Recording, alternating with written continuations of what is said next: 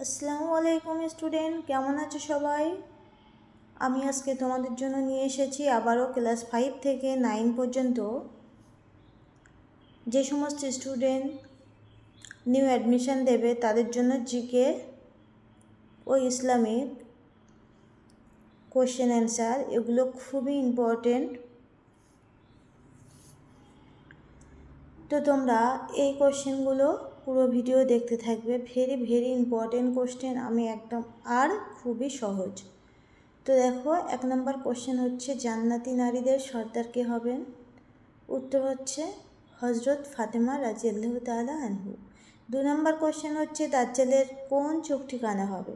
উত্তর হচ্ছে ডান চোখ। তোমরা অবশ্যই এর মধ্য থেকে বলবে যে তোমাদের কোন প্রশ্নগুলো মুখস্থ হয়ে গেছে ও কমন এসছে।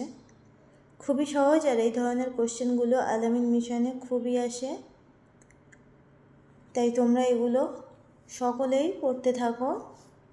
3 নম্বর কোশ্চেন হচ্ছে সাপ্তাহিক ঈদের দিন বলা হয় কোন দিনকে? জুম্মার দিন। জিকে মানেই কিন্তু একটু ঘুরিয়ে কোশ্চেন আসবেই, তো তোমাদের খুব ভালো করে এই কোশ্চেনগুলো প্র্যাকটিস করে যেতে হবে। আর কোন সমস্ত স্টুডেন্টগুলো বেশি চান্স পায় জানো? যে সমস্ত স্টুডেন্টরা ইসলামিক ও সাধারণ জ্ঞান অ্যান্সার করতে পারে তাদেরকে বেশি চান্স পাইয়ে দেওয়া হয়। আদারওয়াইজ ইংলিশ, সায়েন্স এগুলো তো খেয়াল করেই, তবুও একটা বাচ্চার সাধারণ জ্ঞান, জেনারেল নলেজ কতটা সেটা অবশ্যই ওনারা ফলো করেন। তাই জন্য জিকে আর ইসলামিক এগুলোর দিকেও তোমাদের খেয়াল রাখতে হবে। তাই জন্য এই কোশ্চেন অ্যান্সারগুলো খুবই ভালো করে প্র্যাকটিস করা দরকার। তো চলে আসলাম 5 নম্বর কোশ্চেন, পুরুষদের মধ্যে প্রথম কোন সাহাবী ইসলাম গ্রহণ করেছিলেন? উত্তর হচ্ছে হজরত আবু বকর রাদিয়াল্লাহু তাআলা আনহু। 6 নম্বর কোশ্চেন হচ্ছে বেতের নামাজ কত রাকাত? 3 রাকাত। 7 নম্বর কোশ্চেন হচ্ছে পবিত্রতা কিসের অঙ্গ? উত্তর হচ্ছে পবিত্রতা হলো ইমানের অঙ্গ। এখানে ড্যাশ পূরণও আসতে পারে, পবিত্রতা ড্যাশের অঙ্গ। পবিত্রতা হলো অ্যান্সারের জায়গায় হবে ইমানের অঙ্গ। তো যে সমস্ত স্টুডেন্ট আমার ভিডিও আজকে প্রথম দেখছো তারা প্লিজ সাবস্ক্রাইব করো আমার চ্যানেলটিকে। আর আরও ভালো ভালো কোশ্চেন নিয়ে আসবো, খুবই ইম্পর্টেন্ট দেখে, যেগুলো তোমাদের খুবই ইজি ও সহজ হবে পরীক্ষা দিতে।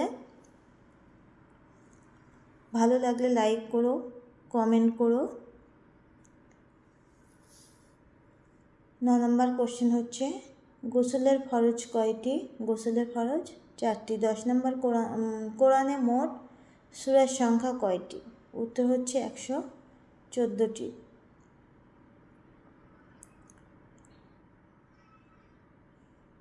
11 নম্বর কোশ্চেন হচ্ছে হজরত মুহাম্মদ সাল্লাল্লাহু আলাইহি ওয়াসাল্লামের কত বছর বয়সে তার পিতা মারা যান? এখানে কিন্তু কোশ্চেনটা একটু ঘুরিয়ে দিয়েছে,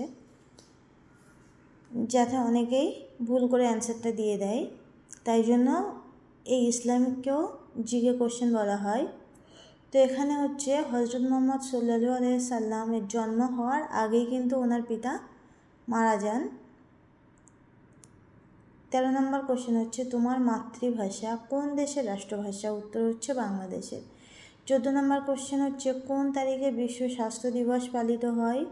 উত্তর হচ্ছে 21শে মার্চ। এবারে চলে আসবো আমরা 15 নম্বর কোশ্চেন। এ দুটো কিন্তু জিকে কোশ্চেন, তোমরা এই ধরনের কোশ্চেনগুলো খুবই ভালো করে প্র্যাকটিস করো আর বেশি প্র্যাকটিস করো। তো 15 নম্বর কোশ্চেন হচ্ছে এটিএম এর পুরো কথাটি ইংরেজিতে লেখো।